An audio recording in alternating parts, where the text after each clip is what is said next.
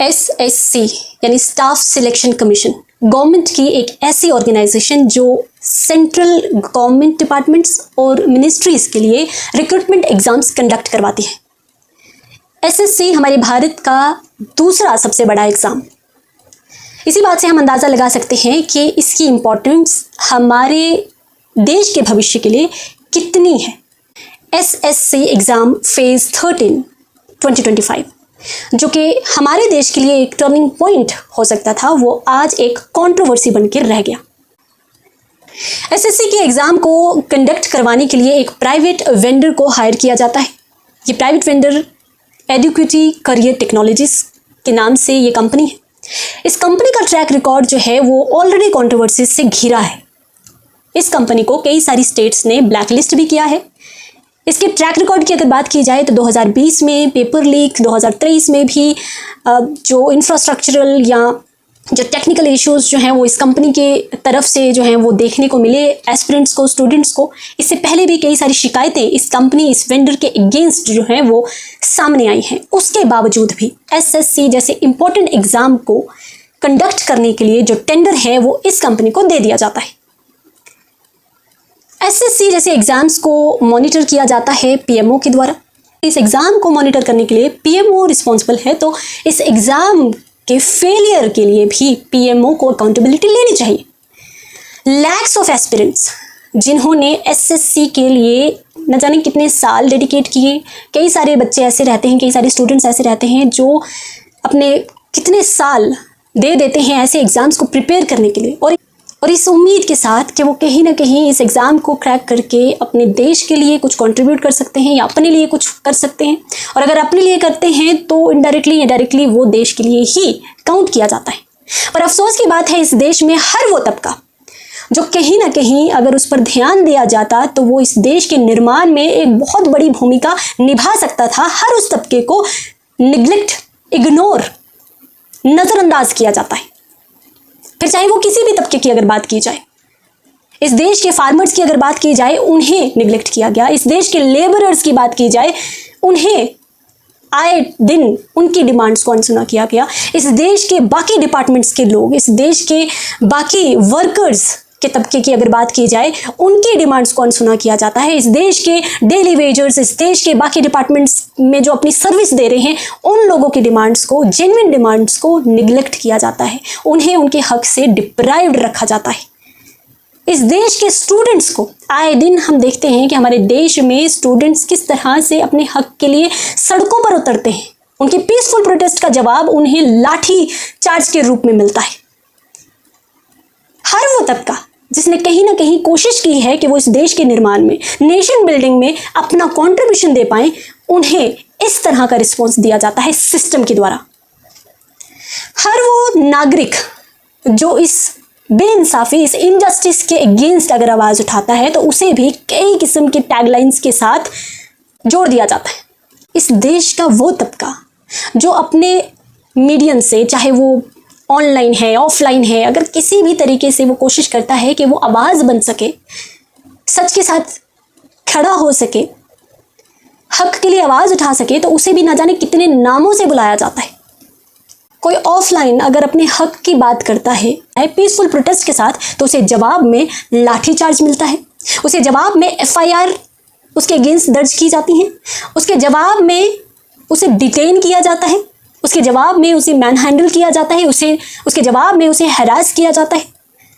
और अगर कोई ऑनलाइन सच के लिए अपनी आवाज़ उठाने की कोशिश करता है तो एक ट्रोलिंग ब्रिगेड जो है, एक ट्रोलर्स की एक पूरी टोली जो है वो कमेंट सेक्शन में उसे न जाने किस किस टैग से जोड़ देती है। और अगर कुछ भी समझ नहीं आता इन ट्रोलर्स को तो वो कुछ भी कमेंट्स करते हैं। अगर एंटी नेशनल, देशद्रोही, गद्दार ऐसे कोई भी कमेंट्स काम नहीं आते तो उनका दूसरा दल एक्टिवेट हो जाता है, वो दल जो नफरती चिंटू से भरा हुआ है। कमेंट्स ऐसे होते हैं कि वो सिर्फ और सिर्फ religion based disparities, religion based discrimination या रिलीजन बेस्ड टारगेट जो है वो करते हैं। ऐसे व्हाट्सएप ज्ञान कॉपी पेस्ट आपके कमेंट सेक्शन में करते हैं। उन्हें कोई लेना देना नहीं देश के भविष्य से, उन्हें कोई लेना देना नहीं देश के प्रेजेंट से, उन्हें कोई लेना देना नहीं देश से और देशवासियों से। एसएससी फेज 13 के एग्ज़ाम में हमने देखा किस तरह से एडुकेटर्स, किस तरह से एस्पिरेंट्स, किस तरह से उन पर लाठीचार्ज किया गया, उनके पीसफुल प्रोटेस्ट के जवाब में उन्हें डिटेन किया गया। ये भविष्य है हमारे देश का, ये भविष्य है हमारे भारत का। आखिर क्यों हर उस तबके को नज़रअंदाज करने की कोशिश की जाती है, हर उस तबके की आवाज़ को दबाने की कोशिश की जाती है, वो तबका जो कहीं ना कहीं अगर उस पर ध्यान दिया जाए तो वो देश के निर्माण में एक अहम रोल, एक अहम भूमिका निभा सकता है। एक प्राइवेट वेंडर को, जिसका जो ट्रैक रिकॉर्ड है वो भी सही नहीं है, उसके हाथों एक देश का इतना इंपॉर्टेंट एग्ज़ाम जो है उसके हाथों कंडक्ट करवाने के लिए ज़रूरत क्या पड़ी? आज स्टूडेंट्स और एजुकेटर्स जो डिमांड कर रहे हैं, आखिर उनकी डिमांड को सुना क्यों नहीं जा रहा? अकाउंटेबिलिटी कौन लेगा उनकी ड्रीम्स की, उन एस्पिरेंट्स की ड्रीम्स की? एसएससी फेज 13 एग्जाम्स के जो फेलियर्स एस्पिरेंट्स, स्टूडेंट्स और टीचर्स की तरफ से हाईलाइट किए गए वो थे सेंटर एलोकेशन। जो इस वेंडर के थ्रू सेंटर अलॉट किए गए थे एस्पिरेंट्स को, स्टूडेंट्स को, वो लगभग 500 से 1000 किलोमीटर दूर अलॉट किए गए। कई सारे ऐसे एस्पिरेंट्स थे जिन्होंने ये कंप्लेन की कि उनके सेंटर्स जो हैं उनके एरिया से लगभग 400, 500, 1000 किलोमीटर तक की दूरी पर अलॉट किए गए। कुछ टेक्निकल फेलियर्स की अगर बात की जाए तो एसएससी के एस्पिरेंट्स के मुताबिक कई सारे ऐसे टेक्निकल ग्लिच जो थे वो सामने आए, जैसे कि सिस्टम हैंग होना, लॉग इन लॉग आउट में प्रॉब्लम होना, जो सर्वर है वो डाउन हो जाना, इंटरनेट डिस्कनेक्ट होना, मॉनिटर फ्रीज हो जाना, जो माउस है वो काम करना बंद कर देना, और भी ऐसे कई सारे टेक्निकल फेलियर्स जो हैं वो फेस किए एस्पिरेंट्स ने, जिसकी वजह से कई सारे स्टूडेंट्स, कई सारे एस्पिरेंट्स के एग्ज़ाम जो है वो कंप्लीट भी नहीं हो पाया। इंफ्रास्ट्रक्चर गैप्स की अगर बात की जाए तो कई सारे ऐसे broken hardware, missing rough page, invigilator की निग्लिजेंस और भी कई सारी ऐसी चीज़ें सामने आई। सिक्योरिटीज़ की अगर बात की जाए तो मोबाइल फ़ोन्स अलाउड थे, या बहुत सारी ऐसी हॉल की या एग्जामिनेशन हॉल की जो वीडियोस हैं वो तक लीक हुई। No prior communication with the aspirants. कई स्टूडेंट्स का, कई एस्पिरेंट्स का ये कहना था कि उन्हें प्रायर इन्फॉर्मेशन जो है वो नहीं दी गई। उन्हें एग्ज़ाम सेंटर में जाने के बाद मालूम चलता है कि एग्ज़ाम जो है वो टेक्निकल इश्यूज़ की वजह से, सर्वर डाउन होने की वजह से जो है वो कैंसिल कर दिया जाता है। कई सारे ऐसे एस्पिरेंट्स हैं, हम सब जानते हैं, वो अगर ट्रैवल कर रहे हैं पढ़ाई के लिए, एग्ज़ाम के पर्पज़ के लिए, अगर वो कहीं एक जगह से दूसरी जगह अगर ट्रैवल कर रहे हैं तो कई सारे ऐसे एस्पिरेंट्स होते हैं वो अपने खर्चे पर नहीं जा पाते हैं, वो उधार लेकर जाते हैं। हर कोई अफोर्ड नहीं कर पाता। कई सारे स्टूडेंट्स ने, कई सारे एस्पिरेंट्स ने ये तक कहा है कि वो एक जगह से दूसरी जगह ट्रैवल कर रहे थे एग्ज़ाम सेंटर तक पहुंचने के लिए, तो उन्होंने पैसे उधार तक लेकर वो गए हैं, और वहाँ जाने के बाद उन्हें पता चल रहा है कि वहाँ पर एग्ज़ाम जो है वो कैंसिल कर दिया गया। स्टूडेंट और पब्लिक आउटरीच जो है वो हमें देखने को मिला, ऑनलाइन और ऑफलाइन दोनों ही जगह। स्टूडेंट्स जो हैं वो, जो एस्पिरेंट्स हैं वो विद देयर टीचर्स, बहुत सारे ऐसे नामी ग्रामी टीचर्स जो हैं वो भी प्रोटेस्ट में शामिल हुए, जहाँ पर उनकी डिमांड थी कि जो वेंडर है उन्हें टर्मिनेट कर दिया जाए, फेयर कंडक्ट ऑफ एग्जामिनेशन जो है वो करवाया जाए, एग्ज़ाम्स को रीशेड्यूल किया जाए। उनकी जो डिमांड्स थी वो सामने आई।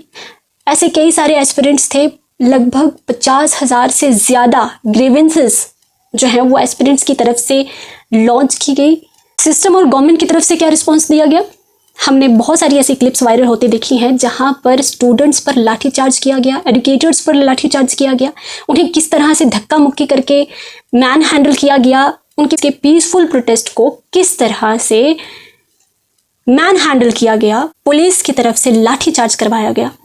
एसएससी ने कुछ डिस्ट्रिक्ट्स में एग्जाम्स जो हैं वो रिशेड्यूल तो किए, पर इस पूरे एसएससी के जो एग्जाम का जो फेलियर जो सामने आया है, इसका रूट कॉज जो है वो उन्होंने सामने नहीं रखा है। एजुकेटी एक ऐसा वेंडर जिस पर पहले भी कई सारे एलिगेशंस जो हैं वो लगाए गए हैं। मैं यहाँ पर कुछ एलिगेशंस जो हैं वो मेंशन ज़रूर करना चाहूँगी, जिससे कुछ हद तक क्लैरिटी जो है वो आप सबको मिल पाए। इन द ईयर 2020 एमपी में टीईटी पेपर लीक जो है वो इसी वेंडर के तरफ से हुए हैं, ये एलिगेशंस जो हैं वो लगाए गए थे। 2023 में पटवारी एग्ज़ाम और MBA CET महाराष्ट्र एग्ज़ाम में जो ग्लिच सामने आए थे वो एलिगेशन भी इस वेंडर पर लगाए गए हैं। कुछ स्टेट्स ने तो इस पर्टिकुलर वेंडर को, इस कंपनी को ब्लैक लिस्ट भी किया है। Despite all of this, despite knowing the background, despite knowing the history, इस सारे ट्रैक रिकॉर्ड्स के बावजूद Government of India decided to hand over or to allow this particular vendor to conduct this year's important exam जो कि SSC phase 13 था। बहुत सारे ऐसे स्टेट्स में इसके खिलाफ एस्पिरेंट्स के द्वारा, एडुकेटर्स के द्वारा, जो टीचर्स हैं उनके द्वारा जो है वो स्ट्रॉन्ग आउटरीच जो प्रोटेस्ट है वो देखने को मिला। तो सवाल यहाँ ये उठता है कि आखिर क्यों हमारे देश के एस्पिरेंट्स के भविष्य को, फ्यूचर को इस तरह से दांव पर लगाया जाता है। ऐसे ब्लैकलिस्टेड जो कंपनीज़ हैं, जो प्राइवेट वेंडर्स हैं, उनके हाथों क्यों हमारे देश के जो युवा हैं उनके फ्यूचर को बेच दिया जाता है। आखिर कब तक हमारे देश के युवा सड़कों पर उतरकर अपने लिए लड़ते रहेंगे इस तरह से, और हर वो तबका ही क्यों लड़े, और कब तक लड़ते रहेंगे। इससे हमारे देश का निर्माण में कोई सुधार नहीं आने वाला। जब हम ऐसे तबके को इग्नोर करते हैं, हमारे देश के युवाओं को इस तरह से निगलेक्ट करते हैं, उनकी डिमांड्स को इस तरह से अनसुना करते हैं या उनकी आवाज़ को इस तरह से दबाने की कोशिश करते हैं, तो उसका सीधा सीधा असर हमारे देश की डेवलपमेंट में पड़ता है। इस तरह से एक मेजर तबका जो है उसे अगर इस तरह से निगलेक्ट किया जाएगा, उनकी डिमांड्स को इस तरह से अनसुना किया जाएगा, तो हम क्या उम्मीद रखते हैं कि वो तबका हमारे देश के निर्माण में अपना सहयोग दे पाएगा, अपनी भूमिका निभा पाएगा, नेशन बिल्डिंग में उनका कुछ कॉन्ट्रीब्यूशन हो पाएगा। आने वाले समय में अब 13 से 14 दिन ही रहे हैं, हमारा देश, हमारा भारत 78वीं सालगिरह मनाने वाला है आज़ादी की। तो ये तोहफा दे रहे हैं हम अपने युवाओं को। 78 साल की आज़ादी के बाद भी अगर इस तरह से हमारे देशवासियों को अपने हक के लिए लड़ना पड़ रहा है या उनकी आवाज़ को इस तरह से चुप करवाया जाता है, पीसफुल प्रोटेस्ट अगर किए जाते हैं, तो उनके रिएक्शन में उन्हें क्या मिलता है, सेक्शन 144 लगवा दिया जाता है। ऑनलाइन और ऑफलाइन अगर कोई बात करता है तो उस पर भी कईयों के अकाउंट्स जो हैं वो फ्रीज करवा दिए जाते हैं। अगर ऑनलाइन कोई आउटरीच दिखाने की कोशिश करता है तो उनके अकाउंट सस्पेंड करवा दिए जाते हैं, या उनका जो एज आई ऑलरेडी सेड कि एक ट्रोल ब्रिगेड जो है उनका वो एक्टिवेट करवा दिया जाता है कि इसको जो मन में आता है वो आप कमेंट सेक्शन में जो है वो भर दो। तो आखिर सच के लिए या हक के लिए आवाज़ उठाए तो उठाए कहाँ, बोले तो बोले कहाँ, और सुनवाई होगी तो होगी कहाँ। पूछिए अपने आप से। आज़ादी का मतलब सिर्फ तिरंगा लहराना नहीं है। आज़ाद मुल्क में देशवासियों को आज़ाद ख्याल, आज़ाद सवाल और आज़ाद जवाब मिलना भी बहुत ज़रूरी है।